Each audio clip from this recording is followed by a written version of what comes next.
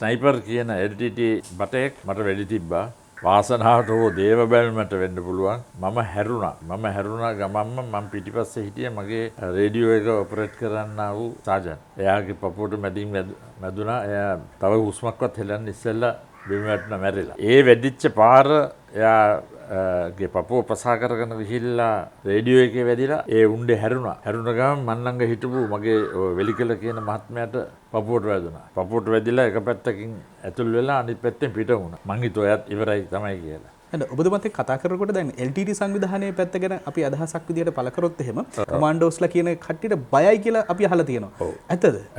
ඒක සම්පූර්ණ ඇත්ත. දැන් අපිට ගුවනින් ඔය සාකච්ඡා යනකොට අපිට පුළුවන් ඒ කට්ටියගේ අල්ලගන්න. අපිට නම් දාලා දෙන්නේ මාමලා කියලා. කමාන්ඩෝස්ලාට. මාමලා එළියට බහැලා කියලා කියනවා. මම එළියට බහැලා දෙනවා නේද බාප්පා ඇවිල්ලා කියලා කියනවා. හරිද? මට විශේෂ ලියුමක් එවලා තිබුණා ප්‍රභාකර. මට එවලා තිබුණා මම ඔබතුමාට ගරු කරලා මේ අන්නේ වගේ වචනට මොකද අල්ලගත්තට පස්සේ අපිව වෙඩි තියලා මරන්නේ නැහැ කියලා. ඔබතුමාව තමයි ආමන්ත්‍රණය කරලා තිබුණා. මට ආරම්භ බාප්පා කියලා මට ලියලා එවලා තිබුණා.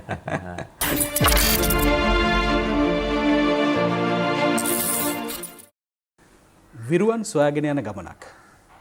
නොහැක්කක් නොමැත. මේ වචන දෙක ඇහෙනකොටම ඔබ හොඳින්ම දන්නවා අද දවසේදී අපි මොන විෂයපතය ගැනද කතා බහ කරන්න සූදානම් වෙන්නේ කියලා. ශ්‍රී ලංකා යුද හමුදාව. ශ්‍රී ලංකා යුද හමුදාවේ කමාන්ඩෝ රෙජිමේන්තුව. කමාන්ඩෝ රෙජිමේන්තුව නොහැක්කක් නොමැත කියන තේමා පාඨය යටතේ එදා මෙදා ඉතිහාසය තුළ විරුවන් සිය දහස් ගණන් මේ මාතෘ භූමියට දායාද කළා. කමාන්ඩෝ රෙජිමේන්තුවේ ආරම්භය කොතනද? කමාන්ඩෝ රෙජිමේන්තුවේ ආරම්භක සමාජිකයා හොයාගෙනයි අද දවසේදී අපි කතාව විරුවන් සොයාගෙන ගිය ගමනේ මේ ඔබත් මමත් මෙලෙස මුණ ගැහෙන්න සූදානම් වෙන්නේ. ඔබට පසුබිමින් පේනවා ඇති මේ කමාන්ඩෝ රෙජිමේන්තුවේ අභිමානය. ශ්‍රී ලංකා යුද හමුදාවට බැඳෙන සෙබලෙක් ඕනෑම මොහොතක හිතෙනවා Tamanගේ නිල ඇඳුමේ කමාන්ඩෝ නිල ලාංඡනය තියෙනවා නම් කොයිතරම් අභිමානයක්ද කියලා. 30 වසරක සාපලත් යුද්ධයේ නිමා කරන්නට කමාන්ඩෝ රෙජිමේන්තුවෙන් ලැබුණු අනුපමේය සේ පිළිබඳවත් ගොඩක් දෙනෙක් කතා බහ කරනවා. ඒ නිසාමයි මට අද දවසේදී අවශ්‍ය වුණේ මේ කමාන්ඩෝ රෙජිමේන්තුවේ නිර්මාතෘවරයා මුණ ගැහෙන්නට. නමින් ලුතිනල් කර්නල් සුනිල් පීරිස් මහතා. අද දවසේදී එතුමන් එක්කයි කතා බහ කරන්න සූදානම් වෙන්නේ. නොහැක්කක් නොමැත මේ පාඨය මූලික කරගෙන කමාන්ඩෝ රෙජිමේන්තුවේ ඉතිහාසයේ වර්තමානයේ අනාගතයේ කියන දේවල් පිළිබඳව ඔබත් එක්ක කතා බහ කරන්න.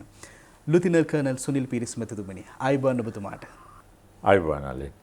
නොහැක්කක් නොමැත කමාන්ඩෝ රෙජිමේන්තුවේ පියා ලුතිනල් කර්නල් සුනිල් පීරිස් මැතිතුමනි. කමාන්ඩෝ රෙජිමේන්තුව ආරම්භ කරන්න කලින් ඔබතුමා යුද හමුදාවට බැඳෙන්නේ කොයි කාලෙද? යුද හමුදාවට බැඳෙන්න හේතුව මොකක්ද? කොහොමද පවුලේ තිබුණු සහයෝගය හමුදාවට බැඳෙනවා කියන්නේ සාමාන්‍ය කාරණාවක් නෙවෙයි. අපි දැනගන්න කැමති මුලින්ම. ඔව් නලින් අපි මගේ පවුලේ කිසිම සහයෝගයක් නම් තිබුණේ නැහැ මේ හමුදාවට බැඳීමට. කොටින්ම අන්තිම සම්මුඛ පරීක්ෂණයට වෙනකන් පවුලෙන් දැනුමක් නැතුව තමයි මම මේ හැමදේම කෙරුවේ. ඒ කරලා අන්තිම තේරිලා මාව හමුදාවට කැඳවුවාමත් ඒක ලොකු මගේ අම්මට නම් ඒක සමහර විට ඌලන්න බැරි තරම් කනගාටු වුණා. ඒ නැතත් මම හමුදාවට බැඳුනට පස්සේ සම්පූර්ණ සහයෝගය ලැබුණා. මට මේ හමුදාවට බැඳෙන්න උත්සාහ තිබුණේ ඉතින් ඉස්කෝලේ කාලේ ඉඳලම අපේ සමූහ ක්‍රියාවන් වලට ලොකු ඇල්මක් තිබුණා. ඉතින් අර කඩෙට් ප්ලටූන් එකේ ඉඳලා හමුදාව දැකලා හමුදාවේ තියෙන දියතරාවට අපි යනවා අවුරුද්දකට සැරයක් කැම්ප් වලට. ඉතින් ඒ වගේ අපි හිතාගෙන හිටියේ මේ හමුදාව කියන්නේ දියතලාවයි, දියතලාව කියන්නේ හමුදාවයි. ඉතින් ඔය වගේ බොහොම හොඳ දේශගුණයක් තියෙන හමුදාවේ විනය අනුව අපි යාළුවෝ කීප දෙනෙක් එක්කස් වෙලා ඉතින් ඇප්ලිකේෂන් දාලා හමුදාවට බැඳෙන්න අපි තත් කැරුවා. ඒකින් අපි දෙන්නෙක්ම තෝරගත්තා මේ ඉස්කෝලෙන්. ඉතින් ওই විදිහට අපි ගිහිල්ලා ඔහොම තමයි හමුදාවට බැඳීමට අපි උත්සාහ වුණ මාර්ගය. කොයි කාලෙද ඔය? ඕක යන්නේ දැන් අපි 1967 වගේ තමයි 67 මුල හරි තමයි ඇප්ලිකේෂන් දැම්මේ. කොහොම හරි ඔය මේ ප්‍රොසෙස් එක ගිහිල්ලා අන්තිමට අපි බැඳුනේ 68 අප්‍රේල් 16 වෙනිදා. කියන්නේ හමුදාවට බැඳෙනකොට ඊතරම් මේ පහසු වැඩ කටයුත්තක් නෙවෙයි ඒ කාලේ. හමුදාට කියන්නේ දැන් ඕකට ඇප්ලිකේෂන් තිබුණා 14000ක්. හමුදාවට බැඳෙන්න. ඒ කියන්නේ කැඩෙට් නිලධාරී. මේ පළවෙනිම කැඩෙට් නිලධාරී බැච් එක. ඉතින් ඕකට 14000ක් ඇප්ලිකේෂන් තිබුණා. මේ රාජකීය විද්‍යාලයේ සතියන්තයේදී අපිට පේපර් දෙකක් උත්තර දෙන්න වුණා. ඒක 6 ගමනක්ද 7 ගමනක්ද කොහෙද තිබ්බ හැම වීකෙන්ඩ් එකේම වගේ. මොකද නැත්තම් 4000කට ඕක කරන්න බෑ. ඒ කරලා ඉවරලා තව පියවර 4ක් තිබුණා. අපිව තෝරගන්න ඉස්සෙල්ලා. එතන ඔෆිසර් ක්වොලිටි ටෙස්ට් කියලා එකක් තිබුණා. එකක්. ඊට පස්සේ මේ ඉන්ටර්විව් එකක් තිබුණා ඊට ඉස්සෙල්ලා. ඊට පස්සේ ඔෆිසර් ක්වොලිටි ටෙස්ට් එක, ඊට පස්සේ මෙඩිකල් එක, ඊට පස්සේ අමාත්‍යාංශයේ ඉන්ටර්විව් එක. ඉතින් ඔය වගේ ඉන්ටර්විව් කීපයක් තිබිලා තමයි අපි අන්තිමට 13 දෙනෙක්ව තෝරගත්තේ. ඔබතුමා යුද හමුදාවට බැඳුනට පස්සේ පුහුණුවත් කරාට පස්සේ දියවතලාවෙම හිටියාද? අර මානසික මට්ටම හැදිලා තිබුණ දියවතලාවෙම ඉන්න පුළුවන් වුණාද? මට ඒක තමයි තිබුණ ලොකුම ආසාව. පුහුණු වෙලා මම දියවතලාවෙම තියෙන රෙජිමෙන්ටුවකට බැඳුනා. ඒක නම් පළවෙනි ගැමුණු හේවා බැලේනිය. මගේ හිතේ අනුව ඒ කාලෙදී තිබුණා වූ ඉතාමත්ම අලංකාර දක්ෂම අඩු වයසින් පිහිටි යුනිට් එක තමයි පළවෙනි ගැමුණු හේවා බැලේනිය කියන්නේ. ඒකේ නිර්මාතෘ ඇවිල්ලා බ්‍රිගේඩියර් ජෝන් එෆ් හලංගොඩ කියන පුද්ගලයා ඔහුගේ ලේවල පවා ගමන් කරුවේ මේ ගැමුණු හේවා බැලේනිය කියන එක. ඉතින් ඒ විදිහටම අපි ඕකට බැඳුනා. ඒකල්ලා මගේ හමුදාවේ හිටිය අයියා කෙනෙක්. එයාගේ බලපෑමුත් තිබුණා. එයාගේ ජීවිතේ මම දැක්කහම එයා කරලා තියෙන දේවල් හැම එයාගේ නම මේජර් ජෙනරල් ලලින් ෆර්නැන්ඩෝ කියලා. ඔය තමයි ඉතින් අපිට මේ බලපෑවේ හමුදාවකට බැඳෙන්න, ගැමුණු හේවා බලෑනිය තෝරන්න. නිසා තමයි දියතලාවෙම ඉන්න මට සිද්ධ වුණේ. දියතලාවේ හිටිය ඔබට, ගැමුණු හේවා බලකායේ ඉන්න ඔබට මේ රටේ වගකීම් සහගතම රෙජිමේන්තුව ආරම්භ කිරීමේ අවස්ථාව උදා වෙනවා. කියන්නේ කමාන්ඩෝ රෙජිමේන්තුවේ නිර්මාතෘවරයා ඔබතුමා. අපි ආසයි දැනගන්න කොහොමද මේක නිර්මාණය වෙන්නේ? මේ තරම් ප්‍රබලතම රෙජිමේන්තුවක් නිර්මාණය කරන්න ඔබතුමාට ශක්තිය ලැබෙන්නේ කොහොමද? දැන් මෙතනදී නලින් විශේෂයට සලකනවා. දැන් මම මේ පාබල එකකයකට බැඳිලා අපි ඔය පාබල එකකේ රෙජිමෙන්ටුවෙන් පිට, දියතලාවෙන් පිට නොයෙක් රාජකාරිවල යෙදෙනවා. දැන් මම මේ කාලේ වෙනකොට අවුරුදු 8ක් විතර හමුදාවේ සේවය කළා. කොළඹ යුද හමුදා මුලස්ථානයේ සේවය කිරීමට මම ආවා. එහිදී මම හිටියේ මේ යුද හමුදා මුලස්ථානයේ 3 වෙනි පෙළේ මේ ස්ටාෆ් ඔෆිසර් කියන ග්‍රේඩ් 3 ස්ටාෆ් ඔෆිසර් කෙනෙක් හැටියට. ඒ ඉන්න අවධියේදී මේ කාලෙදී මම මතක් කරන්න කැමතියි මේ රජය මාරු වෙලා මේ ජේ.ආර්. ජයවර්ධන මහත්මයාගේ රජය මේ හැටියට එයා හිටියා අගමැති හැටියට. එතකොට ඒගොල්ලන්ගේ ඒ කාලේ තිබුණා අදහසක් ලංකාවේ ගුවන් යානයක් ගුවන් සමාගමක් ඇති කරන්න. එතකොට ලංකා ගුවන් සමාගම ඇති කරන්න මේ තත් කරනකොට ඒ අවධියේ තිබුණා දෙයක් තමයි මේ ගුවන් යානා පැහැර ගැනීම. මේ ගුවන් යානා පැහැර ගැනීම ඉතාම වේගෙන් දියුණු වුණ නිසා මේ ගුවන් මේ යාලංකායක අපි පිහිටවනකොට අගමැතිට මම හිතන්නේ කල්පනා වෙන්නේ නැති අපිටත් තියෙන්න ඕනේ යම් කිසි බලයක් මෙහෙම දෙයක් සිද්ධ වුණොත් ඒකට මුහුණ දෙන්න.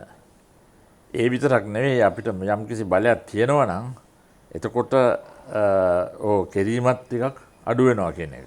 ඒ කියන්නේ අපිට බලයක් තියෙන විට මේ ගුවන් යානා පහර ගැනීම මේ කෙටින්ම දෙපාරක් කල්පනා කරන්න ඉස්සෙල්ලා. ඉතින් කොහොම අවස්ථාවකදී තමයි මට දවසක් උදේ පාන්දර හමුදාපති මට එන්න කියලා. එතකොට හිටියේ හමුදාපති ජෙනරල් ඩෙනිස් පෙරරා කියන මහත්මයා. ජෙනරල් ඩෙනිස් පෙරරා ගැන මම වචනයක් කියන්න ඕන මොකද ඔහු තමයි මාගේ පුහුණුවීම් වලට මුල හිටියේ 1967 68.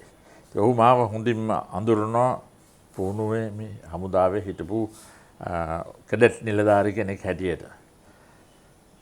ඊට පස්සේ ඔහුගේ සේවයට මම හමුදා මුලස්ථානයට ඇවිල්ලා බාගලාවට වෙන්න පුළුවන් ඒ කාලේ අගමැති මේ යුද හමුදාපති සාකච්ඡා කරන්න නැති පුද්ගලයෙක්ව තෝරා ගැනීමට. ඒ පුද්ගලයා උනේ මමයි. මගේ වාසනාව කියලා මම හිතනවා. ඕකේදී පස්සේ තමයි අපිට බලන්න පුළුවන් වාසනාවද කියලා. නමුත් වාසනාව හැටියට මගේ වාසනාව නම් මම හිතනවා මට ආදි වාසනාව මොකද මගේ තරුණ කාලේ ඉඳලා ඔය ස්පෙෂල් ෆෝසස් විශේෂ බලකාය කියන ගැන මම ඉතාමත්ම ළඟින් මමත් මගේ සහෝදරයාත් මගේ බාල සහෝදරයාත් අපි දෙන්නාම බොහොම ආසාවෙන් උනන්දුවෙන් හිටියා ඔය ස්පෙෂල් ෆෝසස් වලට යන්න. ඇඟේ පුරා තිබුණා ඒක.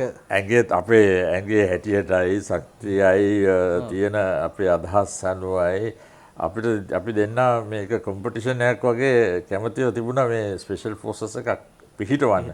ඉතින් අපිට තනියම ස්පෙෂල් ෆෝසස් පිහිටවන්න බෑ. මේක නිකන් කඩන් වැටුණා වගේ මගේ ඔඩොක්කොට වැටුණා. එතකොටත් මට මේ පණිවිඩය වෙනකොටත් මම දැනගෙන හිටියේ නෑ. මේක ඉතාමත්ම රසවත් කතාවක්. මේ කොහොමද මේක තේරුනේ කියලා එදා උදේ මට කතා කරුවා මේ යුද හමුදාපති. කෙල්ලා මට එයාගේ කාර්යාලයට එන්න කියලා පණිවිඩයක් එවලා තිබුණා. මම එතකොට ගිහිල්ලා යුද හමුදාපති ඉදිරියේ අපේ සාමාන්‍ය විදිහට අපි ඉතින් සීරුවෙන් ඉඳලා එයාට සැලියුට් එහෙම කරලා ඉතින් අපි එයා කිව්වා මේ එන්න වහම මාත් එක්ක මේ අගමැති හම්බෙන්න යන්න ඕනේ කියලා. ඉතින් මට කොටත් මං ඇහුවා මේ මොකද මේ අගමැති මං දැන් මොකද කරලා තියෙන වරද? එයා කිව්වා කට වහගෙන එන්න මාත් එක්ක මම දැන් එන්න කිව්වා නේද කියලා. ඉතින් මම ඒ විදිහට අගමැති හම්බෙන්න එදා උදේ ගියා. එදා උදේ යනකොටත් මට වාහනේදී හමුදාපති කිව්වා මේ දැන් මේ හමුදා මේ අගමැති බලාපොරොත්තු වෙන ගුවන් සමාගමක් පිටවන්න. ඉතින් ඒකට අවශ්‍ය යම් කිසි දේවල් ගැන දැනගන්න තමයි අපි යන්නේ කියලා. කොහොම හරි මං එතනට ගියාට පස්සේ එතන හිටියා ලොකු සෙනගක් මිනිස්සු. මට තාම මතකයි ඒ කාලේ හිටපු ආරක්ෂක ලේකම් හිටියා. එතකොට මේ ගුවන් හමුදා මේ ගුවන් යානාව පිහිටවන්න නම් කරලා තිබුණා කැප්ටන් වික්‍රමනායක කියලා පුද්ගලයෙක්.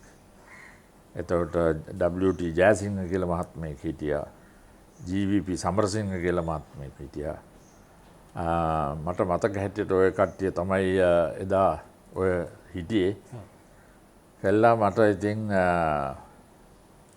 එතකොට අගමැති ජයවර්ධන මහත්තයා මට කතා කරලා කිව්වා මෙහෙමයි අපි මෙහෙම බලාපොරොත්තු වෙන ගුවන් සමාගමක් පිටවන්න. මේ ගුවන් සමාගමට අවශ්‍යයි අද දවසේ තත්ත්වය හැටියට යම්කිසි බලයක් අපි ළඟ තියෙන්න ඕනේ මොන හරි ගුවන් පැහැර ගැනීමක් ඇති වුණොත් ඒකට සුදුසු විදිහට ක්‍රියා කරන්න. මම ඇත්ත වශයෙන් ඒ වෙලාවේ එතකොට හිතුවේ මම මේ හීනෙන් මොකද්ද හීනයක් දකින්නවා කියලා. මට හිතා ගන්න බැරි වුණා මේක මේ මාව තෝරලා මේක මට මේ බාර දෙනවා කියලා. ඉතින් එයා කිව්වා මේක පිටවන්න අපි ඔයාව තෝරගෙන තියෙනවා. ඒත් මට ඕක වැඩිය කල්පනා වුණේ මම නිකන් ටිකක් අති ගැස්සিলা වටපිට බැලුවා මේ තේ කෝප්පයක්වත් තියනවද කියලා බෝලන මොකද මගේ උගුර කට වේරුණා. ඉතින් ඒ තිබිද්දි මට මොකුත් තිබුණේ නැහැ. ඒ වගේ දේවල් වතුර වීදුරක්වත් තිබුණේ නැහැ. ඉතින් මං අහගෙන හිටියා හොඳට. මොකද මේ මහත්මයා ඇත්ත වශයෙන් සෑමදේම බොහොම මේ කාර්යක්ෂමව ප්ලෑන් කරලා තිබුණා. ඒ ප්ලෑන් කළා තමයි මගෙන් ප්‍රශ්න හැව්වේ මට මේකව කිව්වේ. ඉතින් සාමාන්‍යයෙන් පැයකමාරක විතර සාකච්ඡාවක් මෙතන ඇති වුණා. ඇති වෙලා මට කිව්වා මෙහෙමයි මම සුමාන දෙකක් දෙන්නම් මේකේ ප්ලෑන් එකක් දෙන්න. ඒත් ඉස්සෙල්ලා පැය 24කින් මට ඉස්සෙල්ලා කියන්න ඕනේ මේක Taman කැමතිද නැද්ද කියලා කරන්න. ඔබතුමාගේ උත්තරේ උනේ? මම ඒ වෙලාවේ නම් උත්තරයක් දුන්නේ නැහැ. මොකද මම ටික නිකන් කලන්තය වගේ තිබුණා. මේක ඇත්තද නැද්ද කියලා මට පේනනකොට. ඉතින් මම කොහොම හරි හිතේ ඇතුලේ නම් මගේ වැඩ කරේ මේක මට chance එක දැන් ලැබිලා නේද කියන එක. ඉතින් ඔය කතා කරලා ඉවරලා සාකච්ඡා කළා බොහොම ස්තුතියි කියලා මට පැමිණියාට මාව එතනින් අපි මං බැහැර ගියා යුද හමුදාපති එක්ක. මගදී යුද හමුදාපති මට දැන් ඊට වඩා එන ගහන්න පටන් ගත්තා. දැන් පැය 24ක් දෙනවා මට මේකට උත්තරයක් ඕනේ මට ප්ලෑන් එකක් ඕනේ සුමානකින් ජනාධිපති මේ කවුද අගමැති සුමාන දෙකක් කියපුවක මෙයා දැන් සුමානෙන් ප්ලෑන් ඉල්ලනවා. ඊට පස්සේ ඔහොම ගිහිල්ලා ඉතින් මං අපි ඔෆිස් එකට ළඟා වුණා. ළඟා වුණාම එයා නැවත මට එයාගේ කාර්යාලයට කතා කරලා මට උපදෙස් දුන්නා මෙන්න මේ විදිහට මේක කරන්න Taman කැමතිද කියලා. එතකොට එයා කිව්වා මං අහන්නේ නැහැ කැමතිද නැද්ද කියලා මේක කරන්න ඕනේ. මං ඒ නිසා තමයි තෝරගෙන දෙන්නේ කියලා. ඉතින් මට අවස්ථාවක් තිබුණේ නැහැ. නමුත් ඒ මහත්මයා ඇත්ත වශයෙන්ම මම මගේ ජීවිතය තුළ විශේෂයෙන්ම වැඩියෙන්ම සලකපු පුද්ගලයෙක්. මං හිතන්නේ මම එයාට තරම් ගරුකරුව යුද හමුදා නිලධාරි කෙනෙක් නෑ. වෙන හේතුව නිසා නෙවෙයි එයා හැම කෙනෙක්ගේම මගේ පමණක් නෙවෙයි හැම කෙනෙක්ගේම සුබ සාධකය පුහුණු වීම යුද හමුදාවේ වැඩි වීම ඒ සියල්ලම බැලුව පුද්ගලයෙක්. ඉතින් මට දැනුණා මේ වගේ පුද්ගලයෙක් මෙවැනි තීරණයක් අරගෙන මට මේක බාර දෙනවා නම් මේක කරන්න බැරි කාර්යයක් නෙවෙයි මට. මොකද එයාත් දන්නවා මට කරන්න පුළුවන් දේ මොකද්ද කරන්න බැරි දේ මොකද්ද කියලා. එහෙම කරන්න පුළුවන්ද බැරිද කියලා තීරණය කරාට පස්සේ දැන් ඔබතුමාගේ හිතේ තිබුණ සිහිනේ සැබෑ වුණාට පස්සේ ආරම්භ කරේ කොහොමද? මේකට සෙබළුම් බදවගත්තේ කොහොමද? මේතනින් එහාට පුහුණුව ගැන හිතුවේ කොහොමද? ඒක දැනගන්න කැමතියි. ඔව් දැන් ඒක එතකොට නලින් අපි බලනකොට මේ ඇවිල්ලා සාමාන්‍යයෙන් 77 නොවැම්බර් වගේ 1977 නොවැම්බර් වගේ තමයි මේ හමුවීම ඇති වූයේ මට මතක හැටියට. දැන් මට ටයිම් එකක් දුන්නා මේක ගොඩනගන්න ඕනේ 1980 වෙනකොට. ඒ කියන්නේ 70 අවුරුදු දෙකක් කාලයක් මට දුන්නා මේක ගොඩනගන්න. හේතුව ඇවිල්ලා 80 වෙනකොට එයා ලංකා එකත් පිටවන නිසා. මේ දෙක එකට හැදෙන්න ඕන නිසා මට මේ කාලයක් දුන්නා අගමැති මේ කාලය තුලදී මේක පිටවන්නත් ඕනේ. මිනිසුන්ත් ඉන්න ඕනේ. බඩු බාහිරද තියෙන්නත් ඕනේ. ක්‍රියාවේ දෙන්නත් ඕනේ. ඉතින් ලේසි මේ චැලෙන්ජ් එකක් නෙවෙයි. නමුත් හමුදාවේ ඉතින් දැන් බාර දුන්නාට පස්සේ අපි ආයි පිටිපස බලන්නේ නැහැනේ. අපි ඉදිරියට යන්න ඕනේ. ඉදිරියට බලන්න ඕනේ. ඉතින් මේක ගොඩනගන්න මගේ හිතේ දැන් මේ වලට පොත්පත් නැහැ. කියවලා බලන්න කොහොමද මේ ගොඩනගන්නේ මේ මොකද ඒ හමුදාවේ හැටියටනේ. දැන් මෙතන ඇවිල්ලා අපි කතා කරන්නේ මේ ශ්‍රී ලංකාවේ හමුදාව. දැන් ශ්‍රී ලංකාවේ හමුදාවේ අපිට ඒ කාලේ වෙනකොට මේ ඔය LTT උදුර ඒවා මේව තිබුණේ නැහැ. මේ අන්තිමට තිබුණු විදිහට අපිට තිබුණේ 1971 තිබුණු කැරැල්ල පමණයි කතා කරන්න. ඉතින් ඒ පුහුණු වීමයි ඒ විදිහට හිටපු මේ සැබළුන්ට එක්ක තමයි අපි මේ දැන් මේ ගොඩනගන හදන්නේ විශේෂ බලකායක්. ඒ කියන්නේ ස්පෙෂල් ෆෝසස් යුනිට් එකක්. ස්පෙෂල් ෆෝසස් යුනිට් එකක් ගොඩනගන්න පළවෙනිම මම ස්පෙෂල් ෆෝසස් වල ඉඳලා නැහැ. නමුත් මං දැන් ගොඩනගන්න ඕනේ මම කියවලා දැකලා තියෙනා වූ ස්පෙෂල් ෆෝසස් හැටියට. දැන් ඔය කාලේ වෙනකොට මං කැමති කියන්න 72 පාකිස්තානයේ ස්පෙෂල් ෆෝසස් නැත්නම් කමාන්ඩෝ යුනිට් එක ඒකට කියනවා ස්පෙෂල් සර්විස් ගෲප් කියලා. ඒකටත් එක්ක පුහුණුවීම මම ලැබලා තිබුණා.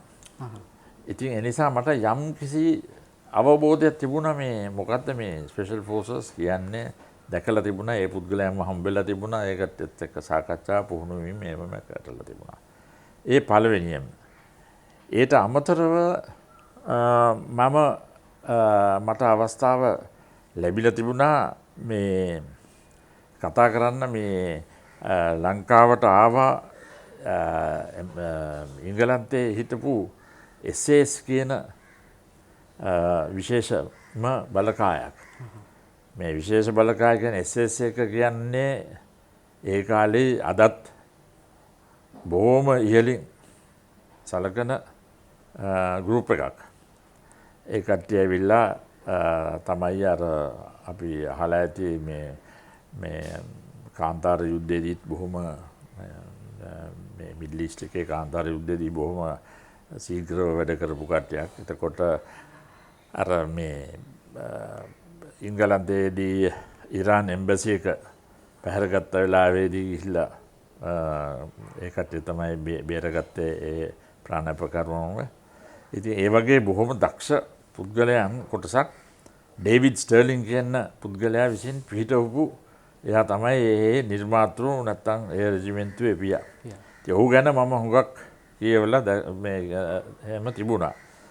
ඉතින් ඕකත් උඩ ඔය තියෙන සුළු අත්දැකීම් වලින් තමයි මමත් මේ අපේ ස්පෙෂල් ෆෝසස් නැත්නම් විශේෂ බලකාය පිහිටවන්න මගේ සැලැස්ම මම හදාගත්තේ ඔය තියෙන දැනුමත් එක්ක. කමාන්ඩෝ රෙජිමේන්තුවේ පියා ඔබ දැන් කමාන්ඩෝ රෙජිමේන්තුව කිව්වහම මුලින්ම මතක් වෙන වචන දෙකක් තියෙනවා. නොහැක්කක් නොමැත. මේකත් විශේෂත්වයක්. මේ වචන දෙකේ තියෙන ගැඹීර භාවය අපේ හදවතට තාම දැනෙනවා.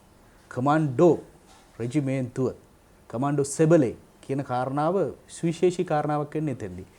මේ වචන දෙක කොහොමද හොයාගත්තේ? නොහැක්කක් නොමැත කියන කාරණාව. ඩලින් ඒක ඉතාමත්ම බොහොම ඉන්ටරෙස්ටිං බොහොම බරරුම් විදියට උත්තර දෙන්න ඕනේ. මොකද මේ නොහැක්කක් නොමැත කියන වචන දෙක හොයාගන්න විශේෂයෙන්ම මම දැන් මේ රෙජිමෙන්ටෝ පිහිටාගෙන පුහුණුවීම් කරගෙන යන කාලේදී ඕකට කල් මම යොදවන්නේ දියතලාවේ ඉඳලා කොළඹට එනකොට වාහනේ මං එනකොට මේ තමයි මගේ හිතේ වැඩ කරන්නේ. මොකද ඒ වෙලාවේ ඉතින් ඒ කාලේ අපිට ඔය මොබයිල් ෆෝන් එක මෙන්න තිබුණේ නැහැ.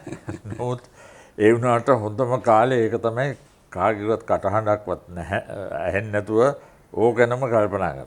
ඉතින් ඔය ගැන කල්පනා කරනකොට නොහැක්කක් නොමැත කියන වචන දෙක වෙන විදිහට ආවට ඕක දෙක ගලපන්න හරියට මට ඕක හරියට හිතට ඇවිල්ලා තිබුණේ නැහැ. එකපාරක් ඔය කොළඹට එනකොට මට හිතුණා ගිහිල්ලා මගේ පරණ ඉස්කෝලේ ගුරුවරයා ආචාර්ය අරිසෙන් නහුබුදු වගිහිල්ලා හම්බ වෙලා එයා තමයි මේවට ඉස්සර වුණත් ළමයින්ගේ නම් දෙනකොට තැන්වල වෙලාවල් බලනකොට ඔය වගේ දේවල් වලට ඉතින් අපි එයා ළඟට තමයි යන්නේ. මං හිතුවා ගිහිල්ලා පොඩ්ඩක් ගොඩ වැදිලා කොහොම හරි එයාත් එක්ක මේක ගැන කතා කරන්න ඕනේ කියලා. ඉතින් එයාත් එක්ක මම මේ ගැන කතා කරනකොට එයාට මම පැහැදිලි කරලා දුන්නා මොකද්ද මේ අපි මේ පිහිටවන්නේ කියන එක. මොකද්ද මේ ස්පෙෂල් ෆෝසස් කියන්නේ කියන එක. නැත්තම් කමාන්ඩෝ කියන එක නම ඒ වෙලාවේ හරියටම ඇවිල්ලා තිබුණෙත් නැහැ. නමුත් මේක හිතේ මගේ තිබුණා දැන් මේකට කමාන්ඩෝ කියන නම දෙන්න මට ඕනේ නම දෙන්නත් බෑ. මොකද මම මේ නම දීලා යුද හමුදාවට ඉදිරිපත් කළා යුද හමුදාවෙන් බෝඩ් එකක් ඕකට පත් කරලා ඒ කට්ටිය ඉන්න මේ ජ්‍යෙෂ්ඨ නිලධාරී මේ ගැන කල්පනා කරලා ඒ කට්ටියගේ අදහස් දීලා තමයි ඔය කමාන්ඩෝ කියන වචනේ කොහොම හරි හදාගන්න. අපි හදාගත්තේ. අනුමැතිය ලබා ගන්න ඕනේ. අමුදාවේ හැම දෙයකටම අනුමැතිය ගන්න එපා. දකුණට හැරෙන්නත් අනුමැතිය ඕනේ, වමට හැරෙන්නත් අනුමැතිය ඕනේ. ඉතින් ඒ නිසා ඒ අනුමැතිය ලබාගෙන තමයි මමත් මේ ඉදිරියට මේ නම ගෙනියන්න කල්පනා කළේ. ඉතින් ඕකට අපිට ඕනේ නිසා මේ මොටෝ එකක් මොකද්ද මේ තේමාවක්. ඒ තේමාව තමයි මේ අපි දැන් මම හොයාගෙන ගියේ අරිසෙන් අහුබුදු මහත්මයාණන්. ඒ ගිහිල්ලා මං කිව්වා මේ අපි පුහුණු කරන්න යන්නේ අපි තෝරන්න යන්නේ ලංකාවේ ඉන්න යුද හමුදාවක සෙබළුන්ගෙන් අති විශිෂ්ටම සෙබළුන් තමයි කණ්ඩායමක්. මොකද මම නිතරම මගේ කමාන්ඩෝ සෙබළුන්ට මං කතා කරනකොට කියන්නේ බුලව පොළොවෙන් අඟල් 6ක් ඉහළින් ඇවිදින්න ඕනේ. ඒක තමයි මම තිස්සේම කියන්නා මේ අනිත් මිනිස්සු වගේ නෙවෙයි නිකට උස්සලා කොළඹ අඟල් 6ක් උඩින් යන්න ඕනේ. ඒ තේජස, ඒ විලාසය, ඒ ගැම්ම, ඒ ගැඹීරත්වය තියෙන්න ඕනේ. Taman කමාන්ඩෝ වෙන්න ඕන. නමුත් ඒක විතරක් එළියට තියෙන එක විතරක් තියෙන මදි. තමන්ගේ ඇතුළෙත් ඇති වෙන්න ඕනේ. ඒ ඇති වෙන්න ඒවා මේ වැනි දේවල් ටික මං මගේ ගුරුතුමාට කිව්වහම එයා කිව්වා මේක වෙන්න ඕනේ මේ කොහෙත්ම නොමැති දෙයක් වෙන්න ඕනේ. වෙන තියෙන දෙයක් වෙන්න බෑ. ඒ විතරක් නෙමෙයි මේක වෙන්න ඕනේ නොහැකි කමක්කුත් තියෙන්න ඕනේ. ඔය දෙක එකපාරට මට කල්පනා වුණා හොඳම දේ නොහැක්කක් නොමැත කියන එක. ඉතින් ඕකේ ඉංග්‍රීසි වචනේ ඒ වෙලාවේ හරියට ගැලපෙන නිසා මට දැනගත්තා කෙලින්ම ඔය nothing impossible කියන එක හොඳට ෆිට වෙනවා මේ නොහැක්කක් නොමැත කියන එකටත් එක්ක. ඔන්න ඔහොම තමයි ඔය වචන දෙක ඉතින් ඇති උනේ. ඒ වචන දෙක පමණක් නෙවෙයි. ඉතින් අපි මං වෙනේවලුත් යෝජනා කරා. කළා නමුත් මම මේකට තමයි මගේ බර දුන්නේ ඒ යුද හමුදා මණ්ඩලයට මේ තෝරගන්න. මොකද ඒක ඔබතුමාගේ සර්ත් කිව්වනේ. ඔව් මගේ තව මොනවද මේ වැනි ආචාර්ය අරිසෙන් අහුබුදු කිව්වට පස්සේ ඉතින් ඒකට රටේ ඒ කාලේදී හිටපු තාම වැදගත් පුද්ගලයෙක්. කමාන්ඩෝ රෙජිමෙන්තුවේ නිර්මාතෘවරයා. කමාන්ඩෝ රෙජිමෙන්තුවේ පියා. ඔබතුමා එක තැනකදී සඳහන් කරනවා කමාන්ඩෝ සෙබලා කියන්නේ කවුද? කමාන්ඩෝ සෙබලා කියන්නේ අඟල් 6ක් උඩින් යන්න ඕන නිර්භීතත්වය. ඒ වගේම තමයි අනෙකුත් සෙබළුන්ට වැඩිය විශේෂත්වය. හැබැයි මේ හැම දෙයක්ම නිර්මාණය වෙන්නේ ඔහු ලබන පුහුණුව. සාමාන්‍ය සෙබලෙක් ලබන පුහුණුවට වඩා කමාන්ඩෝ රෙජිමෙන්තුවේ තියෙන පුහුණුව ටිකක් බරපතලයි. ටිකක් හරි අමාරුයි. ඒක ලබාගත් පුද්ගලයෙක් කියන්නේ සාමාන්‍ය සෙබළු 8ක් 10කගේ ශක්තිය කියලා තමයි අපි අහලා තියෙන්නේ. ඇත්තටම මේ පුහුණුව කොහොමද නිර්මාණය කරන්නේ? අපි පුහුණුවීම් කියනකොට නලින් විශේෂයෙන්ම අපේ හිතට එන දේ තමයි ඇයි පුහුණු වෙන්නේ කියන එක. මොන දෙයකටත් පුහුණුවීමක් ඇති වුණාම අපිට ක්‍රියා කරන්න පුළුවන් වඩා හොඳට. ඉතින් පුහුණුවීමේ හැටියට තමයි අපේ ප්‍රතිඵලය ලැබෙන්නේ. අර ගහකට පැල කරලා ඒකට දාන්නා වූ පොට තමයි මේ පුහුණුවීම.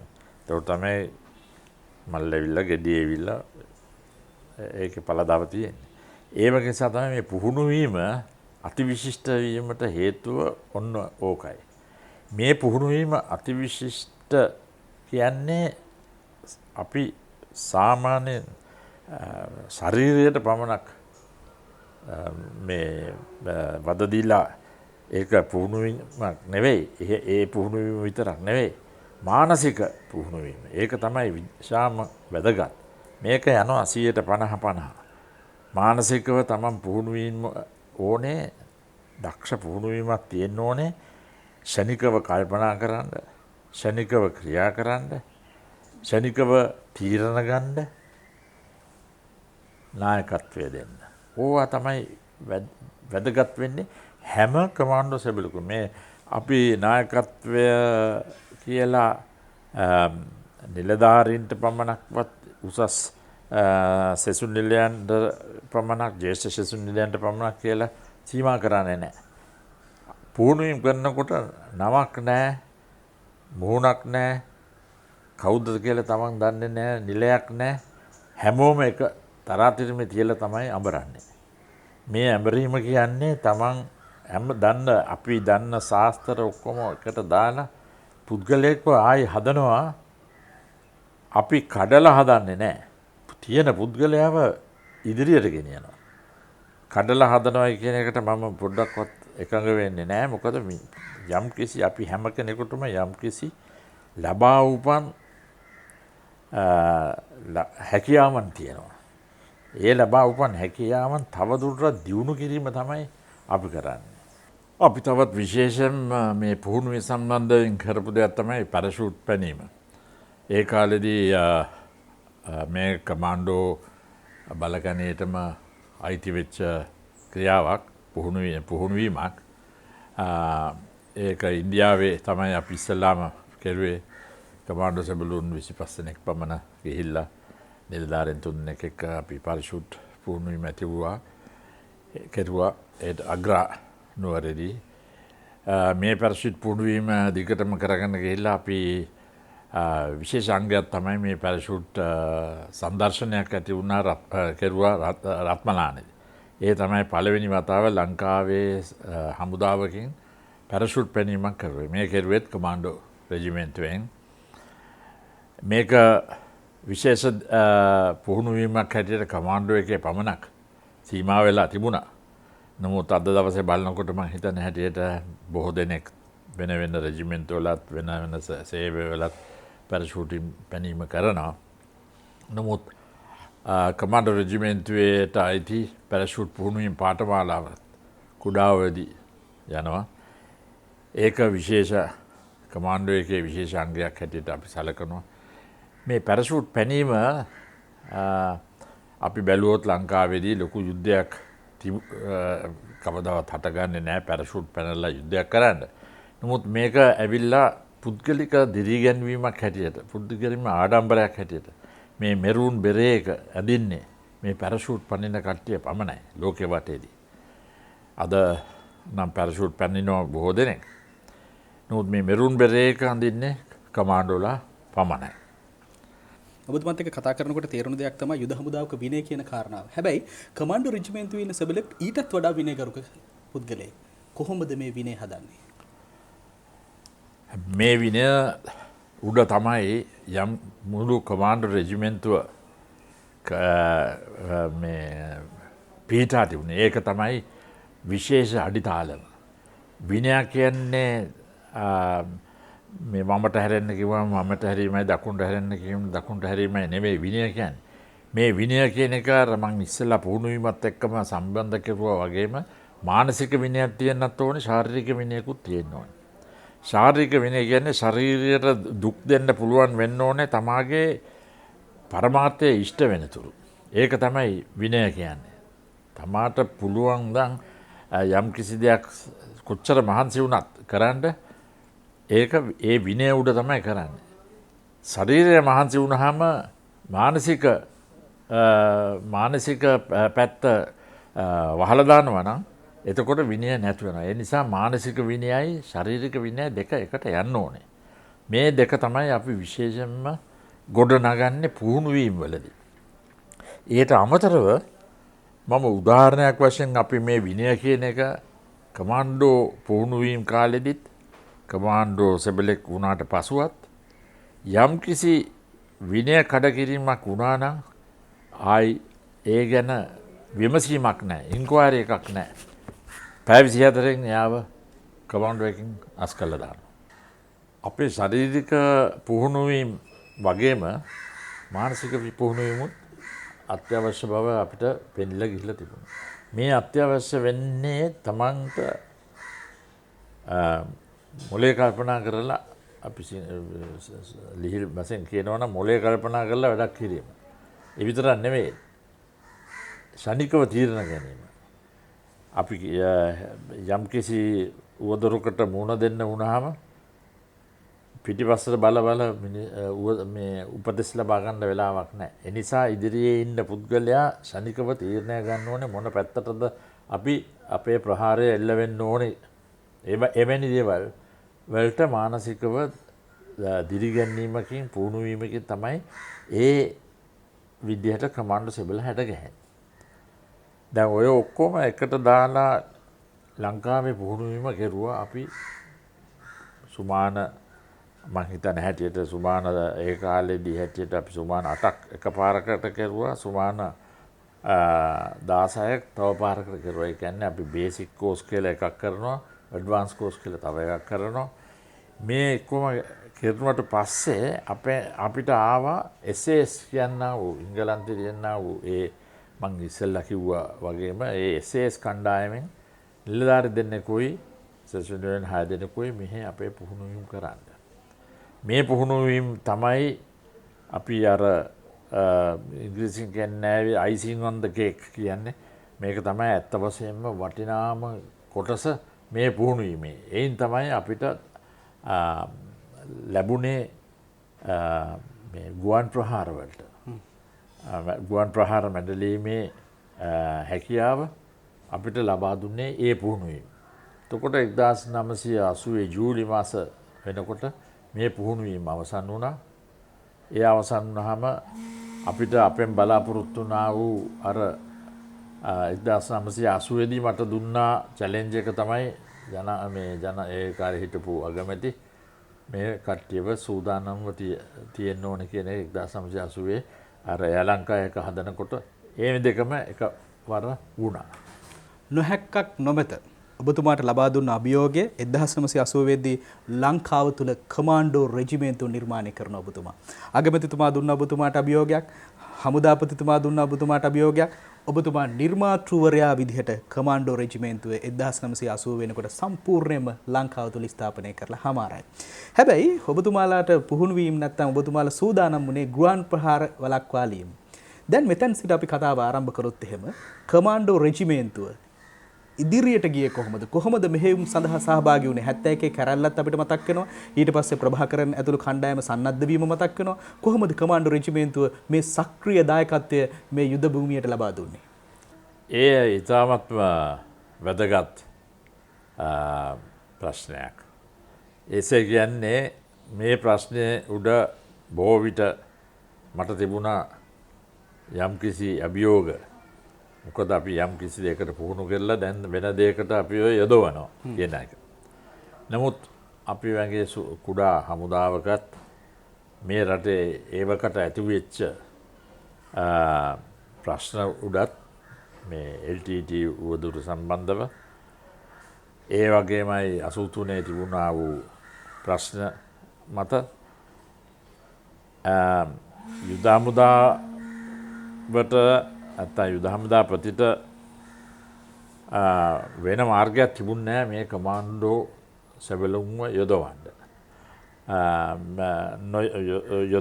යොදවා නොහිසිටීමට. ඒ කියන්නේ ඔවුන්ගේ තැඹිලා තිබුණ පුහුණුවීමත් ඔවුන්ගේ හැකියාවන් අනුව කමාන්ඩෝ සැබළුම් 4 දෙනෙක් දාන්න පුළුවන් සාමාන්‍යයෙන් සැබළු 25ක් 30ක් දාන්න පුළුවන් තැනකට යම්කිසි කාර්යයක් යොදවන්න.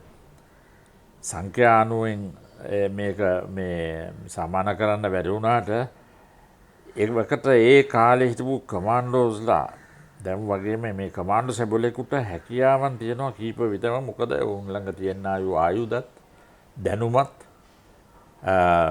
ක්‍රියාන්විත හැකියාවන් එතා ඉහළ මට්ටමේ තියෙන හේතුවෙන් මේ කමාන්ඩෝ සැබළුන් තමයි අද ඉදිරියට පැනලා වැඩක් කරන්න පුළුවන් පුද්ගලයෝ හැටියට ඉන්නේ. මම කියන්නේ අනිත් යුද හමුදාවේ අනිත් පුද්ගලයන්ට මේ කරන්න බෑ කියලා නෙවෙයි. මම කියන්නේ කමාන්ඩෝ සැබලෙකුට කරන්න පුළුවන් හැකියාව ගැන. දැන් මේ ඇති වූ ඒ කාලේදී ගුවන් පැහැරයන් දිනපතා වෙන දෙයක් නෙවෙයි. නමුත් අනිත් අපිට තියෙනා වූ අභියෝග දිනපතා ඇති වෙනා වූ දේවල්. යාපනයේද, මන්නාරමේද, තිරුකුණාමලේද මේ LTT එකත් එක්ක අපිට නොයෙක් ආකාරයේ ගැටුම් වලට මුහුණ දෙන්න. ඒ විතරක් නෙමෙයි අපිට සෑහෙන කමාන්ඩෝ සැබළුන් යොදවන්න වුණා නිලැඳුමින් පිට ක්‍රියාන්විතවල සැඟවී සිට පහර දීමට. ඒක ඉතාමත්ම සාර්ථක ලෙස වෙච්ච දෙයක්. බොහෝ විට කමාන්ඩෝ සෙබළු දෙන්නයි මේකට යෙදෙන්නේ. මේ දෙන්නෙක් බයිසිකලයක යනවා, එහෙම නැත්නම් බෝක්කුවක් යට ඉන්නවා, එහෙම නැත්නම් පෙට්‍රල් ස්ටේෂන් එකේ පෙට්‍රල් ගහනවා, නැත්නම් ඔන්න ඔය වගේ දේවල් වල ඉඳලා යාපනයේදී බොහෝ අවස්ථාවලදී අපිට හැකියාව තිබුණා LTT අයව අත්අඩංගුවට ගන්න. එහෙම නැත්නම් ඒ කට්ටියව නැති විනාශ කරන්න. ඒවා තමයි අපිට තුන්නා වූ හැකියාව. දැන් මේට වඩා මේ යුද්ධය දියුණු වෙලා එනකොට 80 ගණන් වල ඒ වගේම LTT එක සංඛ්‍යාවලින් වැඩි වුණ නිසා අපිට කමාන්ඩෝ සෙබළුන්ගේ සංඛ්‍යාවත් වැඩි කරන්න සිද්ධ වුණා. මේ සිද්ධ වීමත් එක්කම කමාන්ඩෝ රෙජිමෙන්තුවක්සේ පිහිට වුණා. කමාන්ඩෝ රෙජිමෙන්තුවේ මේක කමාන්ඩෝ බලකාය හැටියට තමයි ඉස්සෙල්ලාම පිහිටුවේ. මොකද අපිට ගුවන් යානා පැහැර වල යෙදීමට කමාන්ඩෝ සෙබළුන් 100කට වඩා අවශ්‍ය වුණේ නැහැ. ඒ නිසා අපේ සංඛ්‍යාව 100කට පමණ තමයි හිටියේ සෑහෙන කාලයකට. නමුත් මේ එකපාරටම මේ වැඩිවීමෙන් කමාන්ඩෝ සෙබළුන් සංඛ්‍යාව අපිට වැඩි කරන්න සිද්ධ වුණා. එතකොට මේ පුහුණුවීම් වැඩියෙන් කරලා කමාන්ඩෝ පුහුණුවීම් පාසලක් අරින්න සිද්ධ වුණා. ඒ පුහුණුවීම් වලින්ම තමයි අපි සංඛ්‍යාව වැඩි කරගත්තේ. කමාන්ඩෝ පුහුණුවීම් පාසල ආරම්භ කරන්නේ ඔබතුමාගේ මූලිකත්වයෙන්ද? ඒකට අඩිතාලම තැබුවේ මම. ඒකට කරගෙන ගියේ මන්ට පස්සේ ආපු නිලධාරීන්. ඒක කුඩාවයට ගෙනියන්න ඉස්සෙල්ලාම ඒ අඩිතාලමේ තැන විමර්ශනය කරලා තැන තෝරගත්තේ මං ඉන්න කාලේ. නමුත් ඒක දියුණු කරලා දැන් තියෙන තත්ත්වයට ඕක ගෙනාවේ මට පස්සේ ආපු නිලධාරීන්. නමුත් ඒ පුහුණුවීම් අද දවසේ ඒ කුඩාව තියෙනා වූ පුහුණුවීම් පාසල මං හිතන්නේ ඇටට ඉතාමත්ම අතිවිශිෂ්ට ඉහළින්ම යන පුහුණුවීම් මේ පාසලක්. ඒ කරන්නා වූ දේවල් ඉතාම සුරක්ෂිතව එලිමහනට නොදන්නා විදිහට අපි එතන කරගෙන යන්නේ මේ කුඩාවය කඳවුරේ. මේ පුහුණුවීම් නිසා තමයි අපිට හැකියාවක් ඇති වුණේ කලක් තුළදී කෙටි කාලයක් තුළදී කමාන්ඩෝ රෙජිමෙන්තු 4ක් පිහිටුවීමට. ඒ නිසා අද දවසේ බලනකොට කමාන්ඩෝ රෙජිමෙන්තු 4ක් තියෙනවා. ඒ තියෙනා වූ බල ශක්තියත් එක්ක තමයි මේ LTT එකට අපි පහර දීලා ඒ කාලෙදී හිටපු නිලධාරීන් බොහොම දක්ෂ ලෙස නායකත්වය දීලා ඒ හිටපු කමාන්ඩෝ සෙබළුන්ගේ තියෙනා වූ දක්ෂකම නිසා තමයි අන්තිම සටන පවා කමාන්ඩෝ සෙබළුන් විසින් ගෙන ගියේ. ඒ අන්තිම සටන පවා ජයගත්තේ මේ කමාන්ඩෝ සෙබළුන් නිසා. ඔබතුමා බොහොම අපූර්ව කමාන්ඩෝ රෙජිමෙන්තුවේ ශක්තිය ගැන සඳහන් කරා. අන්තිම සටන ගැන මතක් කරා. අන්තිම සටනේ ප්‍රභාකරන්ගේ දේහය ගේන්නෙත් කමාන්ඩෝ සෙබළු. ඔවුන් එක තැනකදී සඳහන් කරනවා කොමාන්ඩර්ස්ලා බැස්සනම් වැඩේ ඉවරයි කියලා. ඒ රණවිරුව අපව අපි ළඟදී හොයාගෙන යන්නට සූදානම් වෙනවා. ඉතින් ඔබතුමා කමාන්ඩෝ රෙජිමෙන්තුවේ පියා විදිහට එවකට ඔබතුමා යටතේ කරගෙන ගිය වැඩසටහන් ගැන අපි කතා බහ කරා.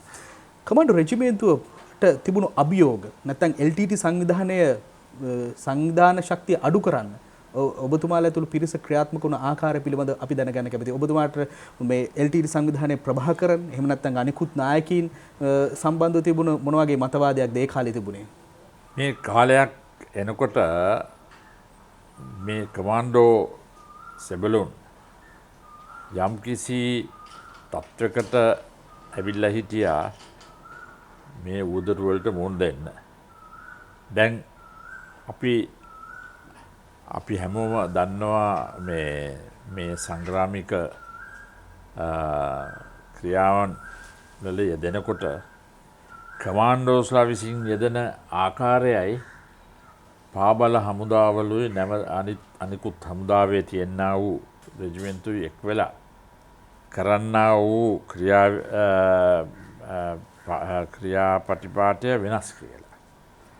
කමාන්ඩෝස්ලා බොහෝ විට අපි සුළු සුළු සංඛ්‍යාවකින් ඉතා ෂණිකව එල්ටීටිය සෙබළුන් නැති කිරීමට සටන් කරනවා. නමුත් ක්‍රමයෙන් දෙපැත්තෙම සංඛ්‍යාව වැඩිවීමෙන් අපිට ශ්‍රී ලංකා හමුදාවට මුහුණ දෙන්න වුණා LTT සංඛ්‍යාව වැඩි වෙච්ච LTT සංඛ්‍යාවක්. මේ LTT සංඛ්‍යාවට මුහුණ දෙන්න කමාන්ඩෝස්ලා 3-4 දෙනෙක්ගෙන් කරන්න පුළුවන් වැඩක් නෙවෙයි. ඒ නිසා අපේ සංඛ්‍යාව වැඩි වෙලා ඒ කමාන්ඩෝස්ලාව බොහෝ අවස්ථාවලදී උපයෝගී කරගත්තා යම්කිසි සංග්‍රාමීය ගමනකදී ඝට්ටනයකදී ඉස්සරහින්ම LTT එකට පහර දෙන්න පාවිච්චි කරන සැබළු හැටියට ඉදිරිපෙළ ඒට තමයි ඉදිරියෙන්ම ගිහිල්ලා ඒ කට්ටිය සටන් යෙදිලා පසුපසෙන් ආපු අනිත් බැලෑනි වලින් ස්ථාන අල්ලගත්තා. ඒ කියන්නේ භූමිය රැකගන්න පාවිච්චි කරුවේ මේ අනිත් බලෑනි වලින් පාබල හමුදාවල් වලින් නොයෙක් අනිත් බලෑනි වලින් මේ එතනට පැමිණිය සැබළුන් තමයි අල්ලගත්තේ. කමාන්ඩෝස්ලා කරන්නේ විශේෂයෙන්ම තමන්ගේ වෙඩිපහරෙන් තමන්ගේ ක්‍රියාශීලීත්වයෙන් තමන්ගේ නුවණ මෙහෙයවලා අපි පැති කීපකින් පැමිණිලා කමාන්ඩෝස්ලාව මේ LTT එක නැති කිරීම. දැන් මෙයට මම විශේෂයෙන්ම සඳහන් කරන්න පුළුවන් මම පුද්ගලිකව සහභාගී වුණ ක්‍රියාන්වලියක් උත්තරපුරම් කියනා වූ ස්ථානයක කිලිනොච්චියේ සෑහෙන කාලයකට මේ LTT A9 යන පාර පාවිච්චි කරන්න ඉඩ දීලා තිබුණේ නැහැ හමුදාවට. හමුදාවට විතරක් නෙවෙයි මොන වාහනයක්වත් යවන්න අවස්ථාව දෙන්නේ නැහැ. එවකට හිටපු ජෙනරල් කොබෙකබ්ඩුගේ මෙහෙයුම අනුව මේ පළවෙනි වතාවට මුළු කමාන්ඩෝ රෙජිමෙන්තුවම මම මගේ නායකත්වයේ යටතේ මං ගෙනිච්චා මේ උත්තරපුරම් කියනා වූ ස්ථානෙට. දැන් මෙතනදී තමයි මම මේ පැහැදිලි කරන්න ඕනේ අපි මේ අවස්ථාවේදී ප්‍රයෝජනට ගත්ත ගුවන් හමුදාව අපේම කමාන්ඩෝ සෙබළු මුළු බලෑනියම මේ කාලතුවක්කු හමුදාව සහ මේ ආමඩ්කෝ එක නැත්තම් ටැංකි රෙජිමෙන්තුව මේ කට්ටිය සියල්ලම ප්‍රයෝජනයට අරගෙන තමයි මේ මෙතන ලොකු සටනක් ඇති වූයේ. මොකද ඒ උත්තරපුරම් කියන ස්ථානයේ ඉඳලා මුළු කිලිනොච්චි ඉඳලා දකුණු පැත්තට මේ පළාතම මෙතන ඉඳලා තමයි ඒ කට්ටිය පාලනය කෙරුවේ. මට කියන්න බෑ එතන මේ ප්‍රභාකරන් හිටියද නැද්ද කියන එක. නමුත් එතන ඉඳලා ඒ කට්ටිය එතන තමයි විශේෂයෙන්ම මේ බලය තිබුණේ. මේ උත්තරපුරම් කියනා වූ ස්ථානයේ ඉඳලා. ඉතින් ඕක මේක කරන්න අපි දැන් මේ කමාන්ඩෝස්ලා මේ අවස්ථාවේදී අපි ප්‍රයෝජන කරුවේ සම්පූර්ණ කිලෝමීටර් 17ක් වෙනම දිශාවකින් අපි ගිහිල්ලා මේ LTT එක පිටිපස්සෙන් ඇවිල්ලා අපි ප්‍රහාරයක් දුන්නා. මේ කට්ටියට සම්පූර්ණම ඒක මේ සර්ප්‍රයිස් නැත්තම් විශ්මිත ප්‍රහාරයක් හැටියට තමයි ගියේ. සම්පූර්ණම දැනගෙන හිටියේ නෑ අපි කොහෙන් පැමිණාද කියලා. නිකන් ඒ පැමිණෙනකොට අපිට ඊටාම ළඟින් අන්න ඒ තමයි විශේෂ කමාන්ඩෝස්ලාගේ හැකියාව. අපිට යාර 300ක් ඉදිරියෙන් ගුවන් හමුදාවෙන් ඇවිල්ලා ගුවනින් පහර දුන්නා. ඒ තියෙනා වූ මේක LTT මුලස්ථානෙට. ඒ මුලස්ථානට ගුවනින් පහර දෙන ගමන්ම අපි ග්‍රවුන්් එකෙන් ගොඩබිම්. ගොඩබිමෙන් අපි ගිහිල්ලා ඒ පාර දීලා ඒ සම්පූර්ණ පළාත මේ නැතිකරුවා. එතනදී අපිට යම් කිසි මේ කැෂුවල්ටිස් යම් තුවාලකාරුවෝ සහ කට්ටියක් නැති වුණා. නමුත් එතනදී අපි මේ වෙපන්ස් සෑහෙන අල්ලගත්තා. ඒ කට්ටියගේ ඔක්කොම එතන තමයි සෙන්ටර් එක තිබුණේ මේ ඔක්කොම පුපුරන ද්‍රව්‍ය. LTT සංවිධානය. LTT සංවිධානයේ පුපුරන ද්‍රව්‍ය. විශේෂ දෙයක් තමයි මේ ඔක්කොම කරලා තිබුණේ ඉස්පිතාලයක් ඇතුලේ. පේන ඉස්පිරිතාලේ. පේන ඉස්පිතාලේ වහල උඩ ගහලා තියෙනවා රතු කුරුසේ. ඇතුලේ කියන්නේ ඇතුලේ LTT හමුදාව. ඒ කට්ටිය එතකොට ගුවනින් අපි මොනවා හරි දෙයක් කරුවා නම් පත්තර ජාත්‍යන්තරවල පත්තරවල යන්නේ මොකද්ද? මේ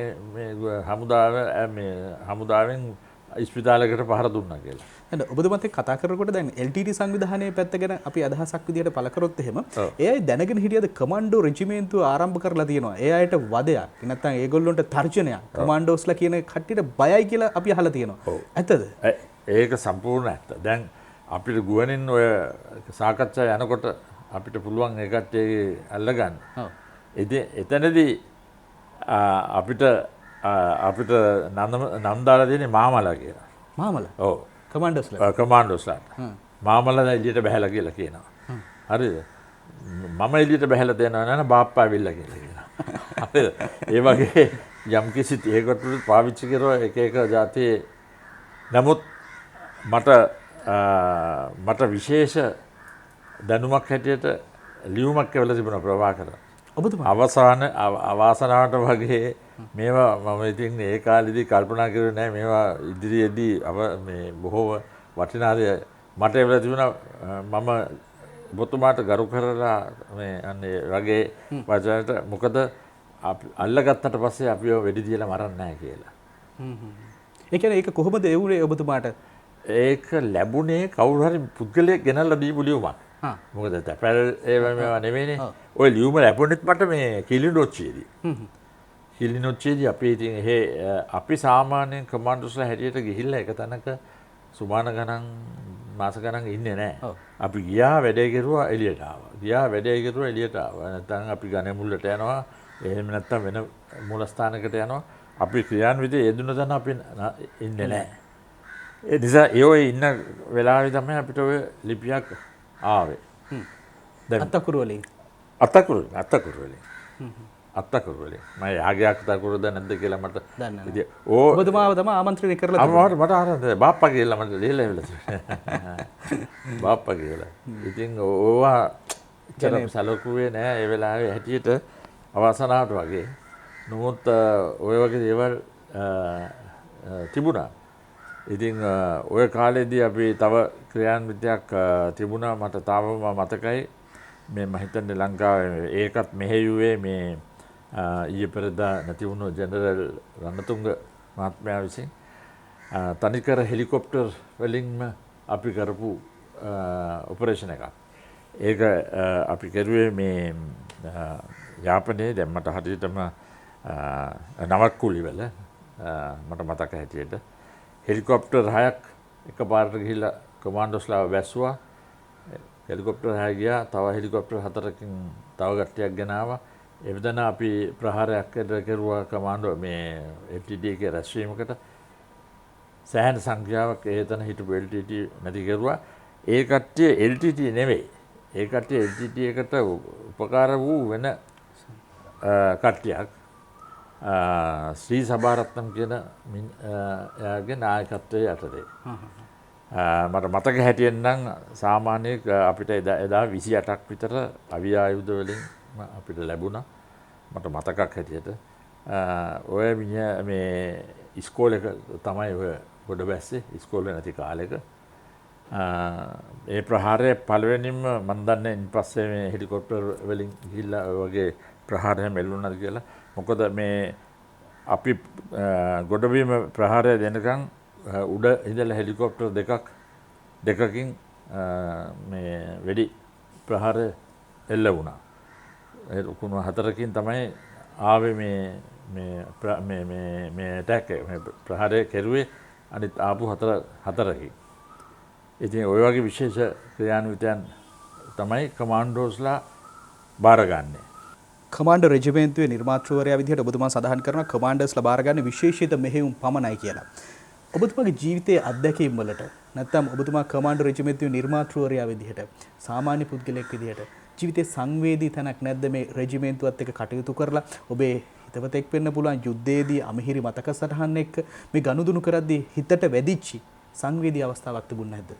ඔව් විශේෂයෙන්ම මට කියන්න පුළුවන් අවස්ථාවක් තමයි මේ උත්තර පුරම්වලදී අපි මේ මෙහෙයුම කරගෙන යද්දී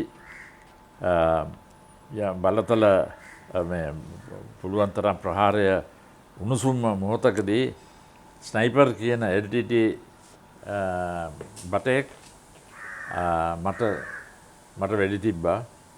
නමුත් මාගේ වාසනාවට හෝ දේව බැල්මට වෙන්න පුළුවන් මම හැරුණා. කොහොම හරි මම හැරුණා ගමන්ම මම පිටිපස්සේ හිටියේ මගේ රේඩියෝ එක ඔපරේට් කරන්න වූ සාජන්. එයාගේ පපුවට මැදින් මැදුණා. එයා තව හුස්මක්වත් හෙලන්න ඉස්සෙල්ලා බිම වැටුණා මැරිලා. ඒ වෙදිච්ච පාර එයාගේ පපුව ප්‍රසා කරගෙන ගිහිල්ලා රේඩියෝ එකේ වැදිලා ඒ උණ්ඩේ හැරුණා. හැරුණ ගමන් මන් ළඟ හිටපු මගේ වෙලිකල කියන මහත්මයාට පපුවට වැදුණා. පපුවට වැදිලා එක පැත්තකින් ඇතුල් වෙලා අනිත් පැත්තෙන් පිට වුණා. මං හිතුවා එයත් ඉවරයි තමයි කියලා. ඒ අවස්ථාව තමයි විශේෂයෙන්ම මට මතක හැටියට පුද්ගලයෙක් මට හිත උණුසුම් වෙච්ච මොහොතක්. මොකද මන් ළඟම හිටපු මට ගහපු ෂොට් එක වෙන කෙනෙක් මැරලා වැටුණා. වෙලිකල මහත්මයා එතකොට කැප්ටන් වෙලිකල විජිත වෙලිකල කියලා මගේ හිටපු මේ ඇජුටන්ට්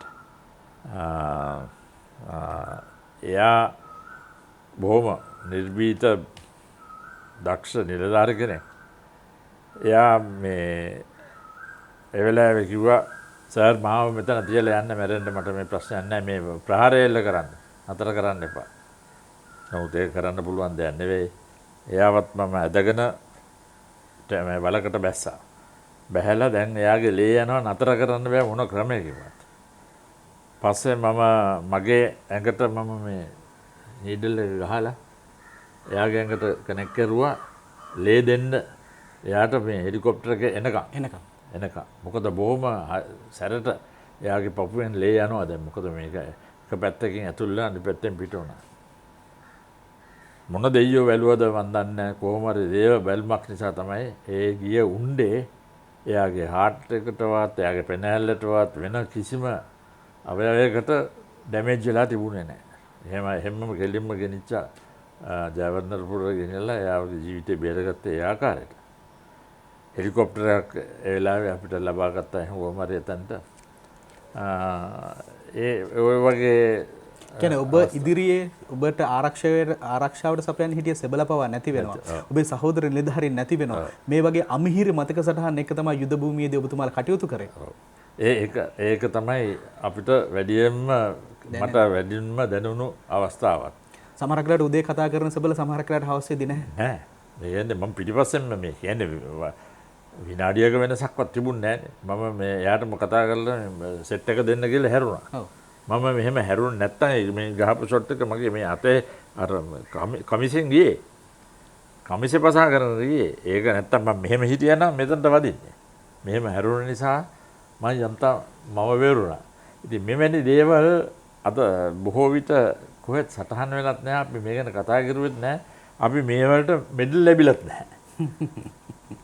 මං මෙඩල් ඉල්ලලත් නැහැ, ලැබිලත් නැහැ. ඔක කතාවක් නැහැ.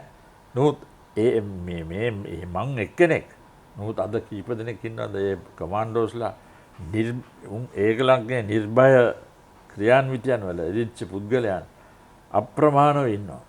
අප්‍රමාණ මිනිස්සු තනියම ගිහිල්ලා සටන් කරපු පුද්ගලයෝ අද ඉන්නවා සෑහෙන්න. ඉතින් සමහරවරුන් තුවාල වෙලා සමහර ජීවිත නැති වුණා. ඒ වගේ දැන් ඔබතුමා කතා කරනකොට එක තැනකදී කියනවා මගේ ජීවිතය ගැන හිතන්න එපා යන්න යුද්ධය ඉස්සරහට කරගෙන යන්න කියලා. කියන්නේ කමාන්ඩෝ ඇතුළු යුද හමුදාවේ ඉන්න ශක්තිය ඕක තමයි තියෙන නිර්භීතකම කියන්නේ. නිර්භීතකම. තමගේ ජීවිතේ දාලා ගියත් කමක් නැහැ. ජීවිතය ගැන ඒ වෙලාව ඒක තමයි අර අපේ ලේවල දුවන්නේ. අපි ඒ වෙලාවේ මොහොතේදී අපිට කල්පනාව නැහැ. අපි ගැන ඇත්ත වශයෙන් ඒක මම හිතන හැටියට බොහෝ සෙබළුන්ගේ තියෙනවා.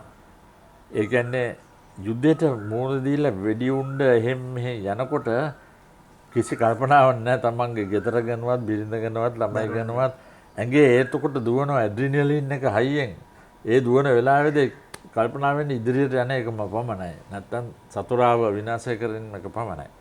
ඉතින් ඕවා තමයි හමුදාවකදී අපෙන් එළියට එන දේවල්. කමාන්ඩෝ රෙජිමේන්තුව නිර්මාතෘවරයා සමගනුයි අද දවසේදී අපි කතා බහ කරන්නේ. ලුතිනල් කර්නල් සුනිල් පීරිස් මහතා සමගින්. එතුමත් එක්ක කතා බහ කරද්දී ආරම්භයේදී සඳහන් කරා අයියයි මල්ලිගේ අතර තිබුණ තරගයක්. මේ විශේෂ කාර්ය බලකායන් නිර්මාණය කරන්න කියලා. එතුමා යුද හමුදාවේ මේ විශේෂ කාර්ය බලකාය කමාන්ඩෝ රෙජිමේන්තුව නිර්මාණය කරද්දී මල්ලි ගුවන් හමුදාවේ විශේෂ කාර්ය බලකාය නිර්මාණය කරනවා. හැබැයි අවාසනාවට එතුමා අපිත් එක්ක අද දවසේදී නැහැ. මම දැනගන්න කැමතියි ගුවන් හමුදාවේ ඔබේ ආදරණීය මල්ලි ගැන. එතුමා මේ මාතෘ භූමිය වෙනුවෙන් ලබා දුන්න දායකත්වය ගැන. අපි ආසයි ඔබතුමත් එක්ක ගැන කතා කරන්න. මාගේ මේ සහෝදරයා ගැන මා විශේෂ සඳහනක් කිරීම මම හිතන්නේ මේ අවස්ථාවේදී සුදුසුයි. හේතුව අපි දෙන්න සහෝදරයන්ට වඩා යාළුවෝ හැටියට තමයි අපි බොහොම දෙයක් කරුවේ. ඉස්කෝලේ යන කාලෙත් ඉන්පසු ක්‍රීඩා පිටියේත් හමුදාවලත් අපි දෙන්නම එකට බොහෝ ළඟින් මේ ආශ්‍රය ගෙනිච්චා. අන්තිමදී මම මේ කමාන්ඩෝ රෙජිමෙන්තුව පිහිටවන කාලෙදී ඔහුට කල්පනා වුණා යුද මේ ගුවන් හමුදාවෙත් මේ කමාන්ඩෝ කොටසක් නැත්තම් කමාන්ඩෝ යුනිට් එකක් ඇති කරන්න. ඒ කමාන්ඩෝ යුනිට් එක ඇති කරන්දී ඔහු මගේ උපකාරය මාගේ රෙජිමෙන්තුවේ උපකාරය බොහෝ දුරට ලබා ගත්තා. හේතු වුණේ ඒ මූලික කමාන්ඩෝ යුනිට් එකට මුල් වෙලා උදව් වුණ කට්ටිය කමාන්ඩෝ එකට ගණය මුල්ලට ඇවිල්ලා ඒ කට්ටිය අපිත් එක්ක පුහුණු වෙලා එක හා විදියට නැවත ගුවන් හමුදාවට ගිහිල්ලා ඒ කට්ටියගේ යුනිට් එක පිහිටුවා. නමුත් මම විශේෂයෙන්ම කියන්න කැමතියි මගේ බාල සහෝදරයා ඔහු නමුත් අඩි 6යි අඟල් 6ක් උස පුද්ගලයෙක්. ඔහුගේ ඇඟේ පතේ සයිස් එක හැටියට ඔහු මං හිතන්නේ ඒක උපරිම ප්‍රයෝජනය ගත්තා ඒ සයිස් එක. එයා කරපු දේවල් නොයෙක් විදිහට සටහන් වෙලා තියෙනවා ගුවන් හමුදාවේ වාර්තාවල. නමුත් මේ අවස්ථාවේදී මම ඔය ගැන වැඩි කියන්න අකමැතියි. නමුත් මාගේ ඊටාම ළඟින් මට ඊටාමත්ම උණුසුම් හදවතක් එක්ක ආශ්‍රය තිබුච්ච මගේ සහෝදරයා මේ නැතිවීම ඒකත් අවස්ථාවක් හැටියට ඇත්ත වශයෙන් 1985 ජූනි 19 දී මේ හෙලිකොප්ටර් එකකින් පල්ලෙහාට වැටිලා තමයි මැරුණේ. එතනත් බොහෝ අවසනාවන්ත අවස්ථාවක්. මොකද ඔහුට ප්‍රතිකාර ලබා ගන්න වෙලාවට තිබුණා නම් ජීවිතේ බේර ගන්න තිබුණා. නමුත් ඒක දැන් ඉතින් ඉතිහාසයට අයිති කොටසක්. ඉතින් අවුරුදු දැන් අදත් එක්ක බලනකොට අවුරුදු 36ක් ඔහුගේ හමුදාවට තිබුණු ඇල්ම ගුවන් හමුදාවට තිබුණු ඇල්ම ඒ හිතවත්කම ඒ ලැබියාව මම හිතන්නේ සමාන කිරීමට ඉතාමත්ම අමාරුයි. මම දන්නවා තවත් මේ සේවා පුද්ගලයන් නැති ඒ වගේම නමුත් මම දන්නවා ඔහු ළඟ ඔහුගේ හිතේ තිබුණු ඒ ලැබියාව ගුවන් හමුදාවට බොහොම මේ බොහොම වැඩියෙන්ම පැතිරිච්ච දෙයක්. එදා ඉඳලාම බැඳිච්ච දවසේ ඉඳලාම ඔහු ඉතා දක්ෂ ලෙස මට මතකයි ඔහුගේ පුහුණුවීම් කාලෙදී ඔහු පාස් අවුට් වෙනකොට ඒ තිබුණා වූ ඔක්කොම මේ අවෝඩ්ස් ඔහුට තමයි ලැබුණේ.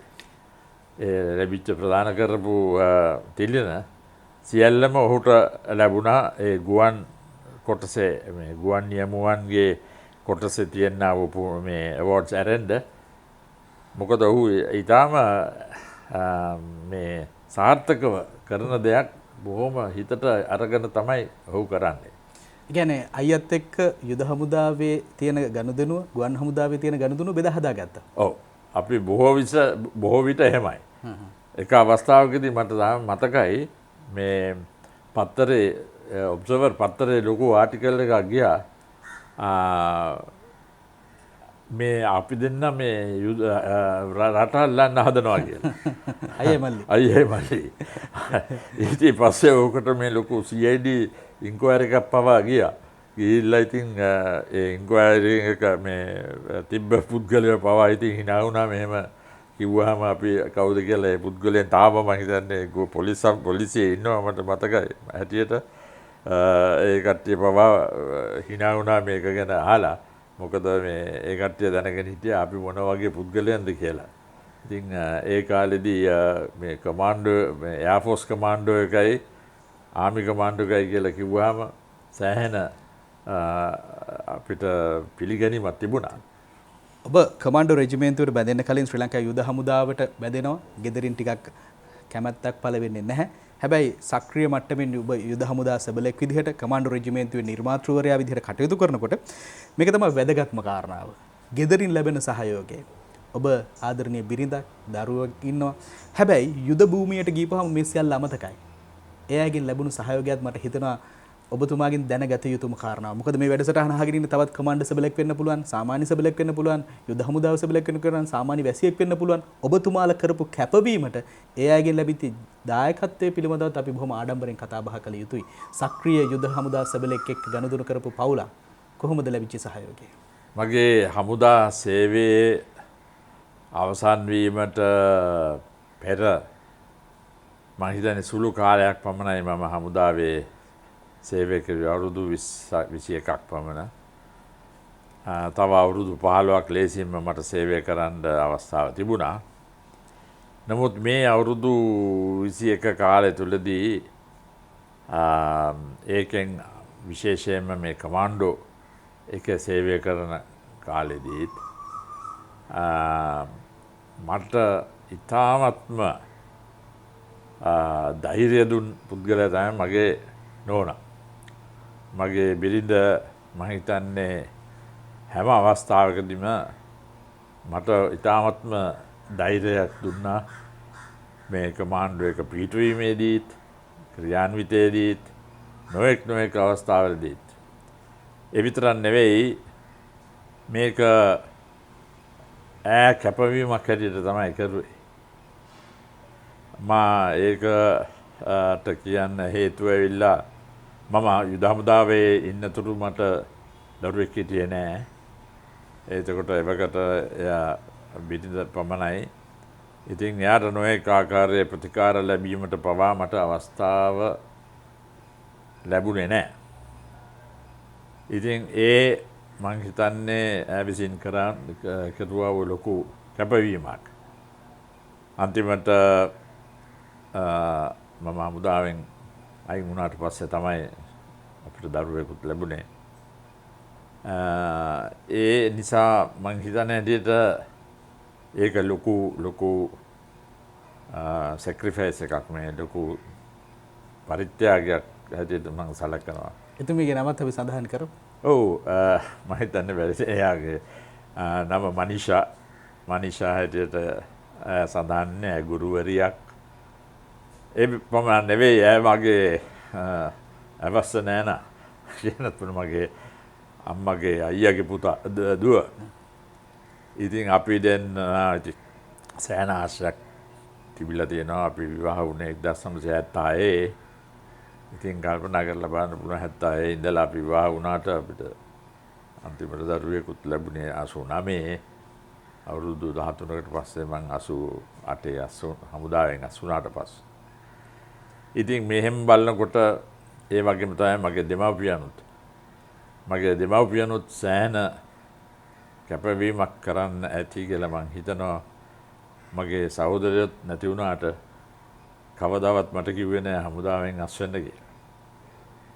ඉතින් නැත්තම් මගේ නැති වෙච්ච සහෝදරයා මගේ අම්මයි තාත්තයි දෙන්නම විශේෂයෙන් මගේ අම්මා මට මතකයි අපි මුළු පවුලම රට හිටියේ එතකොට. මෙයා නැති වෙනකොට මගේ සහෝදර. මගේ අම්මා මේ මෙහාට ඇවිල්ලා මේ මරණදී මේ ඇස් දෙක නොපෙනී ගියා. මේ ෂොක් එකට. ඉතින් ඒ වගේ දේවල් අපි පවුලක් හැටියට අපිට විඳින්නත් සිද්ධ වුණා.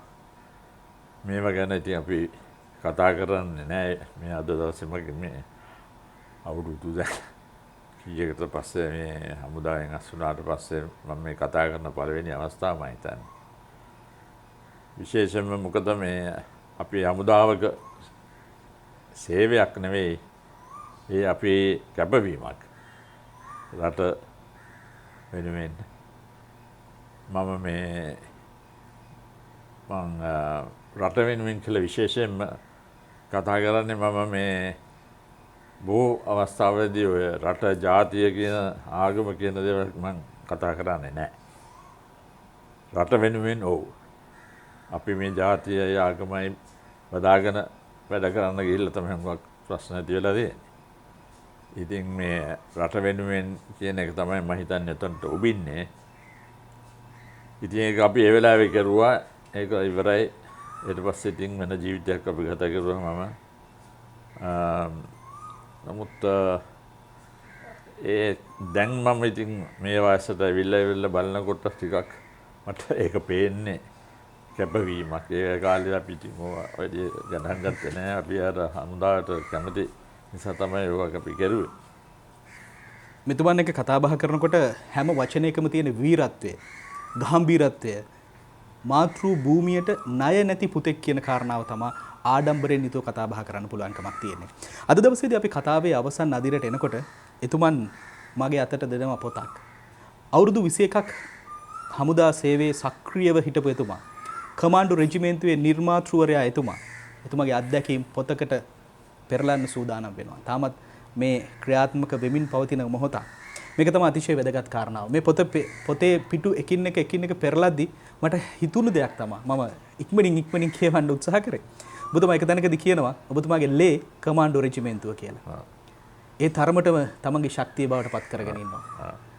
මේ පොත ගැනත් අපි සඳහන් කරමු. මේ පොත මම විශේෂයෙන්ම ලියලා තියෙන්නේ මගේ කමාන්ඩෝ සේවය ගැන. කමාන්ඩෝ රෙජිමෙන්තුව පිහිටපු හැටි. ඒ කමාන්ඩෝ රෙජිමෙන්තුව පිහිටීමේදී තිබුණා වූ අභියෝග, කමාන්ඩෝ රෙජිමෙන්තුව විසින් කරන්නා වූ තිබුණා වූ ක්‍රියාන්විත, අවසානයේදී මාගේ මේ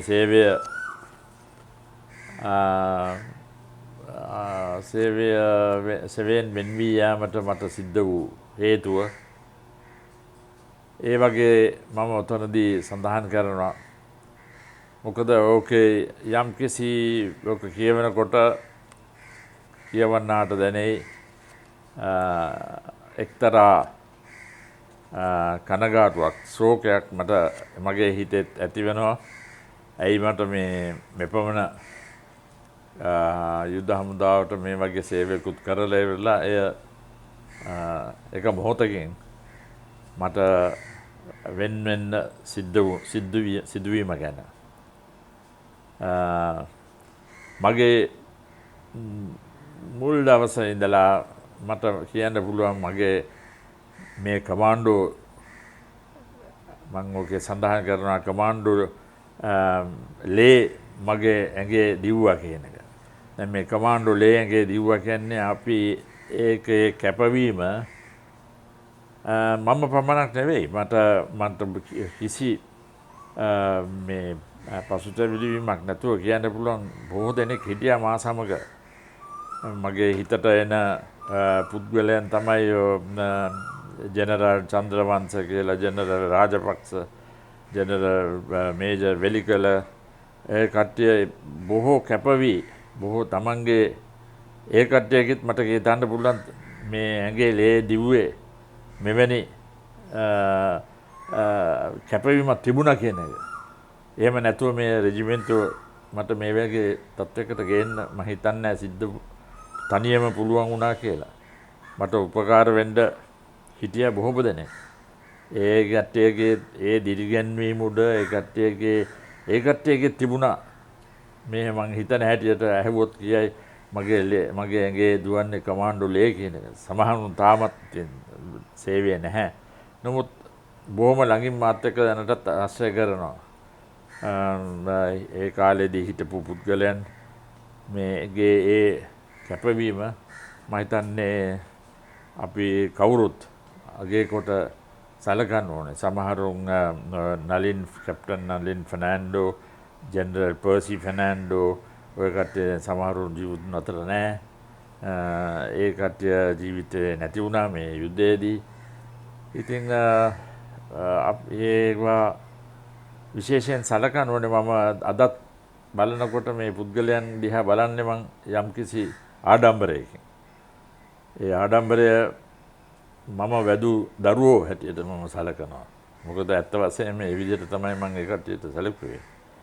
මොකද එහෙම නැතුව කවදාවත් මෙවැනි රෙජිමෙන්ටුවක් ගෙනියන්න බෑ ඉදිරියට.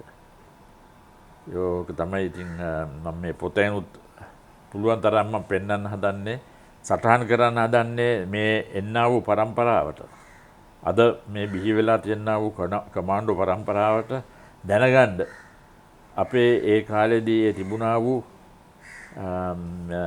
කමිට්මන්ට් එක, කැපවීම අපි මොන විදිහටද කියලා මේ රෙජිමෙන්ටුව ඉදිරියට ගෙනිච්චේ. මේ තමා මගේ අතේ තියෙන්නේ කමාන්ඩෝ සෙබෙලෙකුගේ තියෙන අභිමානවත් හිස්වැසුම. යුද හමුදා සෙබලෙක් විදිහට, කමාන්ඩෝ සෙබලෙක් විදිහට එතුමන් මේ රටට කරපු සේවාව. එතුමා සඳහන් කරපු එක තැනක් මම කැමතිම නැති තැන. එතුමාගේ පොතේ අවසන් පිටු දෙකට. එතුමා කමාන්ඩෝ සෙබලෙක් විදිහට නැත්නම් කමාන්ඩෝ රෙජිමෙන්තුවේ නිර්මාතෘවරයා විදිහට තමන්ගේ යුද හමුදා සේවයෙන් ඉවත්වීමේ හේතුව ඒක අපි වෙන දවසක කතා කරමු. අපි අද දවසේදී කතා බහ කරේ මේ රටේ විරුවෙක්, මේ රටේ මාතෘ භූමිය වෙනුවෙන් තමන්ගේ දහඩිය, රුධිරය මේ සියල්ල කැප කරපු උත්තරීතර මිනිසෙක් එක්කයි. ඔවුන් අපි පිදිය යුතුමයි, ඉතිහාසගත කළ යුතුමයි. අදට වර්තමානයේ රෙජිමෙන්තුවක් නිර්මාණය කරපු ජීවමාන එකම සාක්ෂිය බවට පත්වන්නේ ලුතිනල් කර්නල් සුනිල් පීරිස් මැතිතුමා. ඒ නිසා අපේ කතාව අවසන් කරන්නටයි සූදානම් වෙන්නේ. මේ හිස්වැසුම සහිත සමරු අතේ තියාගන්නටත් මට තියෙන පුදුමාකාර ගැඹිරත්වයක්. අවසාන වශයෙන් ඔබතුමාගෙන් දැනගන්නට කැමති වෙන්නේ ඔබතුමා මේ කාලය බොහොම අපරිමිත විදිහට කැප කරපු පුද්ගලයෙක්. ජීවිතයේ සඳහා කාලය දැන් ගත කරන්නේ. මොකද හිතෙන්නේ අද දවස පිළිබඳව? එහෙම නැත්නම් ඔබතුමාට මේ යුද හමුදා සෙබලෙක් නැත්නම් කමාන්ඩෝ රෙජිමෙන්තුවේ නිර්මාතෘවරයා පියතුමා විදිහට අවසාන වශයෙන් ඔබතුමාට මොකක්ද කියන්න තියෙන්නේ? ඔව්, අවසාන වශයෙන් මට කියන්නේ දැන් මං හමුදාවේ අස්වැන්ට අවුරුදු 40කට නැහැ. දැන් වයසට යද්දී තමයි අපිට සමහර දේවල් පැහැදිලිව පේන්නේ. ඒ වගේම පැහැදිලිව තේරුම් ගන්නෙ. මම මේ 80 පස්සේ දැන් අවුරුදු 32ක් පමණ කාලයක් ගත වෙලා තියෙනවා. ඒ කාලෙදී නොඑක් රැකියාවන් වල මම යෙදී සිටියා. මට ඒ කමාන්ඩෝ එකේ ලැබුණු අත්දැකීම් වලින්, පුහුණු වීම් වලින් නොඑක ආකාරයේ විදිහට මට ඉදිරිපත් වීමෙන් හමුදා කාලයෙන් පසුව ඒ වගකීම් ඇතුව කලා රැකියාවල් වල මම කල්පනා කරුවේ මේක හමුදාවෙන්ම ලැබිච්ච පුහුණුවීම නිසා තමයි මේවා කරන්න පුළුවන් වුණේ. ඒ අමතරව අද විවේකය මම මේ කාලය පසු වෙනකොට මේ පොත් ලියනවා වගේම මට කල්පනා වෙනවා හුඟක් මට උපකාර වෙච්ච ඒ කාලේදී උපකාර වුණ කමාන්ඩෝ බටයින්. ඒ කට්ටිය ඉතාමත්ම අතිවිශිෂ්ට ඉතාමත්ම සේවයට කැප වූ පුද්ගලයන් වගේ කට්ටියක් තමයි මං සේවය කළේ. මම මේ දවස්වලදී දිනපතා මං කාලේ යොදවනවා දිනපතා එක කමාන්ඩෝ සෙබළෙකුටවත් ටෙලිෆෝන් එකකින් කතා කරන්න. අද දවසේ මං ඒක සිරිතක් වශයෙන්ම හදාගෙන තියෙනවා. මං තියෙනා වූ ටෙලිෆෝන් නම්බර උඩ කාවු හරි එක්කෙනෙකුට මම දිනපතා කතා කරනවා.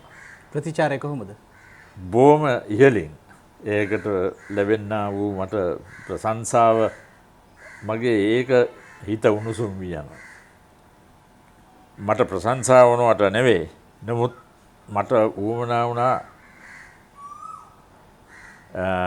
ඒගොල්ලන්ට දැනගන්න මං කොතෙක් දුරට ඒගොල්ලන්ගේ සේවය අගේ කොට සලකනවාද කියන එක. මේ මොහොතේ පවා. මේ මොහොතේ මං හිතන්නේ මේක තමයි මොහොත. සේවය කරනකොට මම හිටියේ වෙන මූඩ් එකක. මං හිටියේ යකෙක් වගේ වෙන්න පුළුවන් ඒ මිනිස්සු වැඩිම ඒක මට ඒ විදිහට ගෙනියන්න සිද්ධ වුණා ඒ හැටියට. නමුත් දැන් මට තියෙන්නේ වෙනම කොටින්ම මම මේ පොත මගේ ලොන්ච් කරනකොට මේක විශේෂ අමුත්ත හැටියට මම ආරාධනා කරලා තියෙන්නේ අපේ හිටපු සැරයන් කෙනෙක්.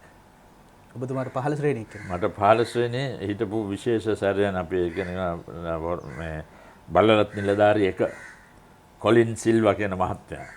හේතුව මොකද? ඒගොල්ලන් තමයි මගේ මේ මගේ නහරවල දිව්ව ඒගොල්ලන්. ඒගොල්ලන් තමයි මේ එකට දුන්න ගැම්ම. ඒගොල්ලන් තමයි ඉදිරියට ගියේ. ඒගොල්ලන් තමයි බෙල්ල පවා දෙන්න සූදානම් වෙ හිට පිටකල. මට නමින් හැක්කනාම කියන්න තිබුණා නම් හොඳයි. නමුත් මේ මට ඒ නිසා තමයි මේ මට ඇවිල්ලා මගේ අනිත් නිලධාරියෙක් කිව්වා බෑස ඒක කරන්න බෑ. මේ ජනාධිපතිට මේක කතා කරන්න ඕන. මං කිව්වා ජනාධිපතිට එන්න පුළුවන් මට ප්‍රශ්නයක් නැහැ. ජනාධිපතිට ඇවිල්ලා ඉඳ ගන්න පුළුවන්. නමුත් මම මගේ විශේෂ අමුත්ත හැටියට එන්නේ මේ කොලින් සිල්වා කියන මහත්මයා. මේ ජනාධිපති මාත් හමුදාවේ අපි එකට හිටපු පුද්ගලයෝ. මම මේ ජනාධිපති යනවට අකමැත්තකට නෙවෙයි. නමුත් මට ඕනේ විශේෂයෙන්ම පිළිගන්න මේ කමාන්ඩෝ එක ඉදිරියට. මොකද මේ මට දැන් කරන්න පුළුවන් එකම දේ මේ තියෙන හමුදාවට මේ තියෙන කමාන්ඩෝ රෙජිමෙන්තුව තව තවත් දියුණු වී ඒ කට්ටියට පෙන්වන්න මොකද්ද කමාන්ඩෝ එකෙන් අපි මුළු මහත් රටම බලාපොරොත්තු වෙන්නේ මොකද්ද කමාන්ඩෝ? සේවය විතරක් නෙවෙයි. ඒ කට්ටියට මේ එක්සැම්පල් එකක් මොකද්ද මේ උදාහරණයක් වශයෙන් ජීවත් වෙන්න පුළුවන් නම් ගමට ගියාම වුණත් කමාන්ඩෝ කෙනෙක් කියලා මිනිහට පිළිගැනීමක් තියෙනවා නම් අද දවසේ ඊට වඩා ලොකු දෙයක් නෑ මට. විරුවෙකුගේ මතක සටහන් සොයාගේ ගමන අදට අවසන් කරන්න සූදානම්. එතුමා සඳහන් කරපු එතුමාගේ ජීවන අත්දැකීම් සහිත පොත ඉක්මනින්ම ජනගත වෙනකන් අපිත් බලාගෙන ඉන්නවා. අද දවසේදී මේ කතා බහ මේ විනාඩි කිහිපය මම හිතනවා විශ්වාස කරනවා මේ රටේ සියලු දෙනා දැනගත යුතු කාරණාවක්. ප්‍රථම වතාවට එතුමා මේ සාකච්ඡාවක් සමගින් එකතු වුණේ. ඉතින් ඒකටත් ස්තුති කරමින් ශ්‍රී ලංකා යුද හමුදාවේ කමාන්ඩෝ රෙජිමේන්තුවේ නිර්මාතෘවරයා ලුතිනල් කර්නල් සුනිල් පීරිස් මැතිතුමනි, ඔබතුමාට 100,000 වාරයක් ස්තුතියි අපිත් එක්ක කතා බහට එකතු වුණාට. ආයුබෝවන් ඔබතුමාට. ආයුබෝවන් නේද.